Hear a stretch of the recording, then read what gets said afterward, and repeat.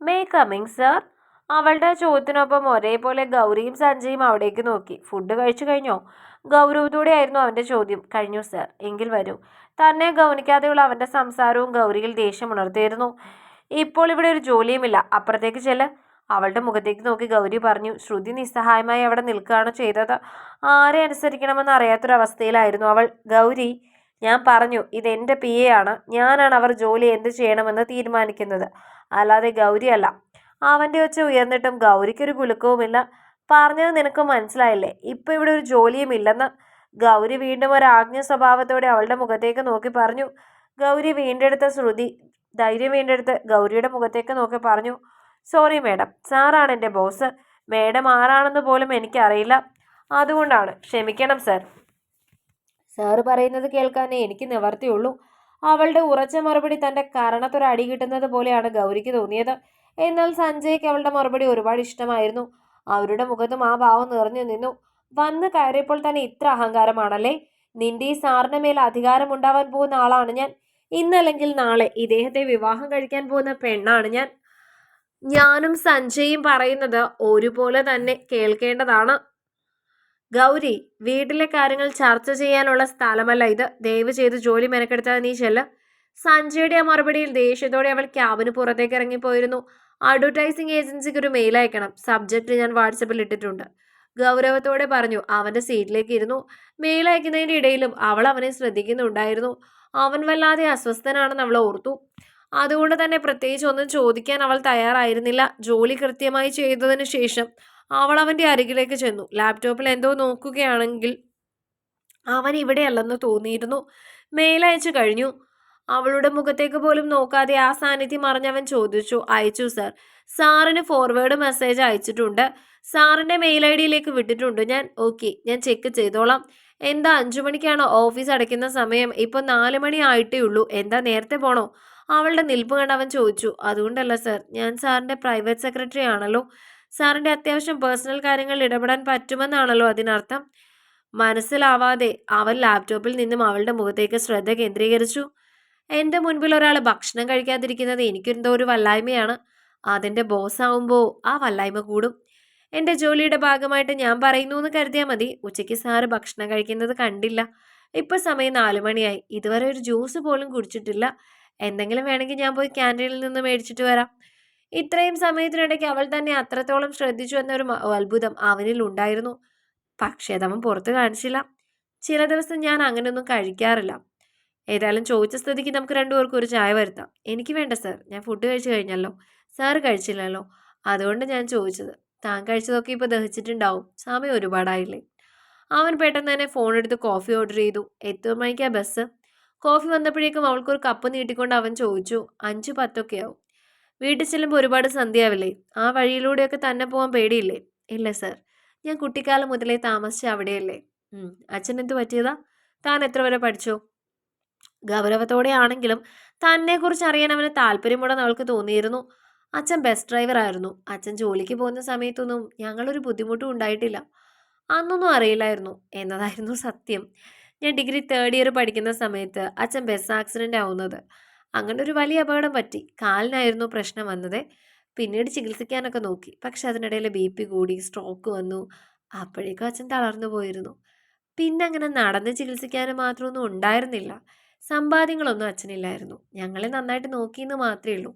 എന്നെ PGക്ക് വിടാൻ വേണ്ടി കുറച്ച് പൈസ പോസ്റ്റ് ഓഫീസിലും മറ്റും അച്ഛൻ ചിട്ടി കൂടിയിട്ടുണ്ടായിരുന്നു. അതൊക്കെ വാങ്ങി ഞങ്ങൾ അച്ഛനെ ചികിത്സിച്ചു. സ്ട്രോക്ക് കൂടി വന്നതിന് ശേഷം ഇനി ചികിത്സിച്ചിട്ടും വലിയ കാര്യമൊന്നുമില്ലെന്ന് ഡോക്ടർ പറഞ്ഞു. അതുകൊണ്ട് അവിടെ നിർത്തി. കുറെ കടായി.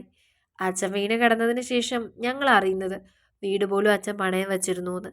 എനിക്കൊരു ചേച്ചി ഉണ്ടായിരുന്നേ. ചേച്ചിയുടെ കല്യാണത്തിന് വേണ്ടി അച്ഛൻ വീടൊക്കെ പണയം വെച്ചത്. പക്ഷെ അത് ശരിയായില്ല. ചേച്ചി എവിടെയാ? ചോദിച്ച പണവും സ്വർണവും ഒക്കെ കൊടുത്ത് കല്യാണം നടത്തിയതാ. വീണ്ടും ഓരോ ആവശ്യങ്ങൾ പറഞ്ഞ് ചേട്ടൻ വീട്ടിൽ വരാൻ തുടങ്ങി.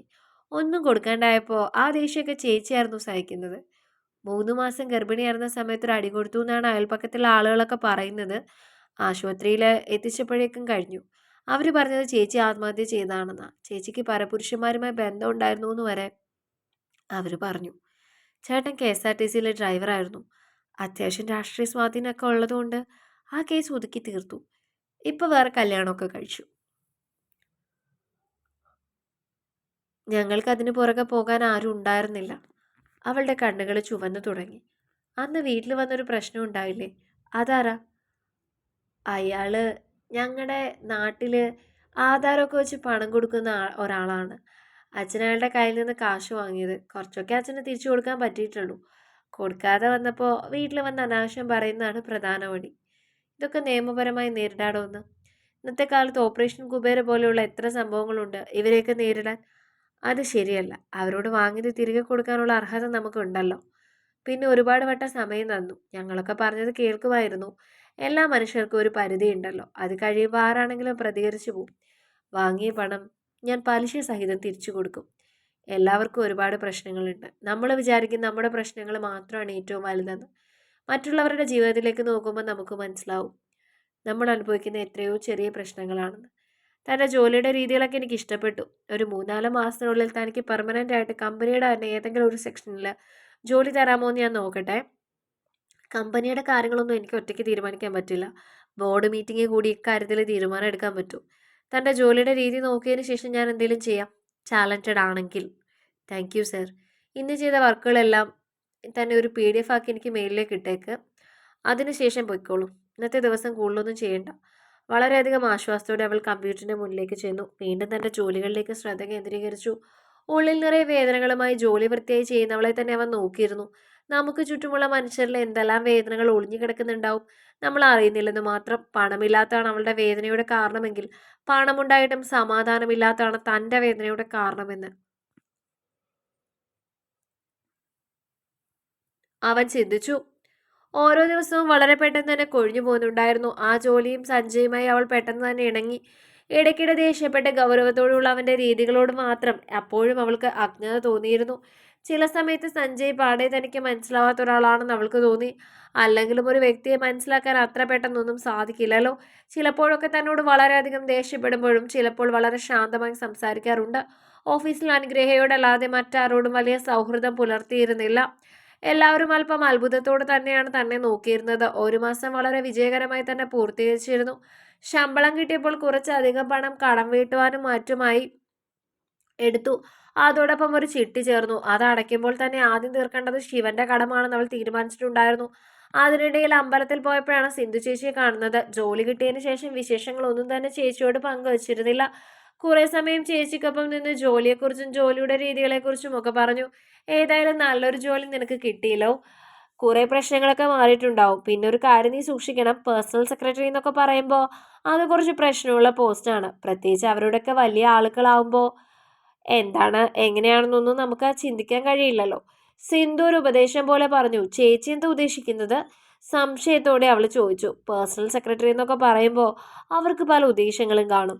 നമുക്കൊന്നും ചിന്തിക്കാൻ പറ്റില്ലല്ലോ. അതുകൊണ്ട് ഒറ്റയ്ക്ക് അയാളോടൊപ്പം എവിടെയും പോകാനൊന്നും നിൽക്കരുത്. പ്രത്യേകിച്ച് രാത്രിയിൽ. നമ്മൾ സിനിമയിലും സീരിയലിലും കണ്ടിട്ടില്ലേ, ടൂർ എന്നൊക്കെ പറഞ്ഞ ചില ആളുകൾ പെൺകുട്ടികളെ കൊണ്ടുപോകുന്നത്. ഏതെങ്കിലും ആളൊഴിഞ്ഞ സ്ഥലത്ത് ചെന്നിട്ട് എന്തൊക്കെ കാണിക്കാമെന്ന് നമുക്ക് പറയാൻ പറ്റില്ലല്ലോ. നമ്മുടെ ഭാഗത്തു നിന്ന് നമ്മളൊരല്പം സൂക്ഷിക്കണം. ചേച്ചി പറഞ്ഞപ്പോൾ ഒരല്പം ഭയം ഉള്ളിൽ തോന്നിയെങ്കിലും സഞ്ജയ് അങ്ങനെ ആയിരിക്കില്ലെന്നുള്ളൊരു ഉറപ്പ് അവൾക്കുണ്ടായിരുന്നു. അതപ്പോൾ തന്നെ തുറന്നു പറയുകയും ചെയ്തു അവൾ. ചേച്ചി വിചാരിക്കുന്ന പോലുള്ള ഒരാളൊന്നുമല്ല സഞ്ജയ് സാറ്. അങ്ങനെ എനിക്ക് തോന്നിയിട്ടുമില്ല. ആദ്യം എല്ലാവരും അങ്ങനെയൊക്കെ തന്നെയാവും. പിന്നെയല്ലേ തനി നിറം പുറത്തു വരുന്നത്. പിന്നെ കള്ളന്മാരുടെ ലക്ഷണം എന്ന് പറയുന്നത് യഥാർത്ഥ സ്വഭാവമൊന്നും പുറത്തു കാണിക്കില്ല. ചേച്ചി എന്താണ് ഉദ്ദേശിക്കുന്നത്? ചെറിയൊരു സംശയത്തിന്റെ സൂചന പോലെ അവൾ ചോദിച്ചു. ആദ്യമൊന്നും ഒരു കുഴപ്പമില്ല. കുഴപ്പക്കാരനല്ലാത്ത ആളാണ് എന്ന രീതിയിലൊക്കെ നിൽക്കും. നമ്മുടെ വിശ്വാസം നേടിയെടുത്തതിന് ശേഷമായിരിക്കും ചിലപ്പോൾ എന്തെങ്കിലുമൊക്കെ ചെയ്യുന്നത്. നമ്മളതിന് കൊടുക്കരുതെന്ന് മാത്രം. വലിയ ആളുകളായതുകൊണ്ട് എന്ത് സംഘടന സംഭവിച്ചാൽ നഷ്ടം നമുക്ക് മാത്രമേ ഉള്ളൂ. ഒതുക്കി തീർക്കാൻ അവർക്ക് 100 മാർഗങ്ങൾ കാണും. അല്പം പരിഭ്രമത്തോടെയാണ് തിരികെ വീട്ടിലേക്ക് നടന്നിരുന്നത്. വീട്ടിൽ നിന്നും ഓഫീസിലേക്ക് ചെന്നപ്പോഴും ചേച്ചി പറഞ്ഞ വാക്കുകൾ മനസ്സിൽ നിറഞ്ഞു നിൽക്കായിരുന്നു. സഞ്ജയ് പറഞ്ഞ ഓരോ കാര്യങ്ങളും മെയിലിലേക്ക് ടൈപ്പ് ചെയ്യുമ്പോഴും മനസ്സ് അവിടെ അല്ല എന്ന് തോന്നിയിരുന്നു. ടൈപ്പിംഗ് കഴിഞ്ഞപ്പോഴാണ് വീണ്ടും ഞെട്ടിപ്പിക്കുന്ന മറ്റൊരു വാർത്ത കൂടി സഞ്ജയ് പറഞ്ഞത്. അടുത്ത ആഴ്ച നമുക്കൊരു ടൂർ ഉണ്ടാവും. ചെന്നൈയാണ്. ഒരു നിമിഷം മനസ്സിൽ ഒരു ഇടിവെട്ടി. ചേച്ചി പറഞ്ഞ കാര്യങ്ങളെല്ലാം മനസ്സിലേക്ക് വീണ്ടും ഓടിയെത്തി. അങ്ങനെ എന്തെങ്കിലും ഉദ്ദേശത്തിലായിരിക്കുമോ സാറിപ്പോൾ ഇക്കാര്യം പറഞ്ഞതെന്നായിരുന്നു മനസ്സിൽ നിറഞ്ഞു നിന്നത്. അത്രയും ദൂരെയാണോ സർ? പരിഭ്രമത്തോടെ ചോദിച്ചു. ഒരു കമ്പനിയുടെ മീറ്റിംഗ് ആണ്. അത്രയും ദൂരെ തന്നെ പോയേ പറ്റൂ. അന്ന് തന്നെ നമ്മൾ തിരികെ വരുമോ? താനെന്തൊരു മനുഷ്യനാണ്? മിനിമം കോമൺ സെൻസ് ഇല്ലേ? അങ്ങ് തമിഴ്നാട് വരെ പോയി അന്ന് തന്നെ തിരിച്ചു വരാൻ പറ്റുമോ? എന്താണെങ്കിലും കുറച്ച് സമയം എടുക്കും. 2-3 ദിവസം എടുക്കും. പിന്നെ മീറ്റിംഗ് സ്വഭാവം പോലെ ഇരിക്കും. കാര്യങ്ങളൊക്കെ നന്നായി നടന്ന ആ മീറ്റിംഗ് കഴിഞ്ഞ് രാത്രിയിൽ തന്നെ തിരികെ വരും. അതല്ലെങ്കിൽ ചിലപ്പോൾ ഒരു ദിവസം അവിടെ സ്റ്റേ ചെയ്യേണ്ടതായി വരും. നമുക്ക് മുൻപേ പറയാൻ പറ്റില്ല. ഓഫീസിൽ നിന്നും വേറെ ആരൊക്കെ ഉണ്ട് സാർ? ഓഫീസിൽ നിന്ന് ആരുമില്ല. വളരെ സീക്രട്ട് ആയിട്ടുള്ള ഒരു മീറ്റിംഗ് ആണ്. നമ്മൾ രണ്ടുപേരും മാത്രമേ കാണൂ. പെട്ടെന്ന് അവളുടെ മുഖത്തെ പരിഭ്രമം കണ്ടിട്ട് എന്നതുപോലെ അവൻ തിരിച്ചു മറുപടി ചോദിച്ചു. എന്താ? എന്തെങ്കിലും ബുദ്ധിമുട്ടുണ്ടോ? ഉണ്ട് സർ. രണ്ടും കൽപ്പിച്ച് അവൾ പറഞ്ഞു. ശേഷം പറഞ്ഞു, 3-4 ദിവസം വീട്ടിൽ നിന്ന് മാറി നിൽക്കുക എന്ന് പറയുമ്പോൾ ഈ ജോലി തുടങ്ങുന്നതിന് മുൻപേ ഞാൻ തന്നോട് പറഞ്ഞല്ലേ ഇങ്ങനത്തെ കാര്യങ്ങളൊക്കെ ഉണ്ടാവുമെന്ന്. അപ്പൊ താൻ ഇതെല്ലാം സമ്മതിക്കുന്നുണ്ടായിരുന്നു. പിന്നെ ഇപ്പോൾ ഒരു ബുദ്ധിമുട്ട് എന്താണ്? അവൻ ഗൗരവത്തോട് ചോദിച്ചു. അതല്ല സർ, ഞാനങ്ങനെ ഒറ്റയ്ക്ക് എവിടെയും പോയിട്ടില്ല. ഒറ്റയ്ക്കല്ലല്ലോ, ഞാനുണ്ടല്ലോ. സാറിന് എനിക്ക് 1 മാസത്തെ പരിചയമേ ഉള്ളൂ. പെട്ടെന്നുള്ള അവളുടെ മറുപടിയിൽ അവൻ അവളെ ഒന്ന് കൂർപ്പിച്ചു നോക്കി. എന്താ ശ്രുതി ഉദ്ദേശിക്കുന്നത്? അവന്റെ ശബ്ദം ഉയർന്നു. അല്ല സർ, ഞാനൊരു പെൺകുട്ടിയല്ലേ. അപ്പോൾ ഒരു അന്യപുരുഷന്റെ ഒപ്പം 3 ദിവസം ഒറ്റയ്ക്ക് മാറി നിൽക്കാൻ പറയുമ്പോൾ ഒരു ബുദ്ധിമുട്ട്.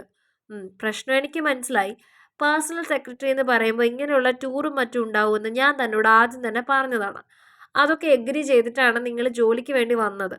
പിന്നെ ശ്രുതി, കാലം ഒരുപാട് മാറി. നമ്മൾ പോകുന്ന സ്ഥലങ്ങളിലൊന്നും അച്ഛനെയും ആങ്ങളെയും കൊണ്ടു നടക്കാൻ നമുക്ക് സാധിക്കില്ല. ഒരു പെൺകുട്ടി അവളുടെ സുരക്ഷിതത്വം സ്വന്തമായി തന്നെ തീരുമാനിക്കുകയാണ് വേണ്ടത്. അതിനുള്ള തൻ്റെ ഇടം പെൺകുട്ടികൾക്ക് ഉണ്ടാവണം. അവൻ ഗൗരവത്തിലായി. അതല്ല സർ, നോ. ഇനി ഈ കാര്യത്തെക്കുറിച്ച് കൂടുതലൊന്നും സംസാരിക്കേണ്ട. ഓക്കെ ആണെങ്കിൽ ഞാൻ തനിക്കും കൂടി ടിക്കറ്റ് എടുക്കും. ബുദ്ധിമുട്ട് വല്ലതും ഉണ്ടെങ്കിൽ തനിക്ക് ജോലി വേണ്ടെന്ന് വയ്ക്കാം. അവന്റെ അറുത്തു മുറിച്ചുള്ള മറുപടിയിൽ അവൾക്ക് മുൻപിൽ മറ്റൊരു മാർഗം ഉണ്ടായിരുന്നില്ല. പോകാൻ വേണ്ടി തന്നെ അവൾ തീരുമാനിച്ചു. അവൻ പറഞ്ഞതുപോലെ ഒരു പെൺകുട്ടിയുടെ സുരക്ഷ മറ്റുള്ളവരുടെ കൈകളിലല്ല, അവളുടെ കൈകളിൽ തന്നെയാണെന്ന് അവൾ ഉറച്ചു വിശ്വസിച്ചു. തുടരും അടുത്ത ഭാഗങ്ങൾക്ക് വേണ്ടി ചാനൽ സബ്സ്ക്രൈബ് ചെയ്യാൻ മറക്കല്ലേ.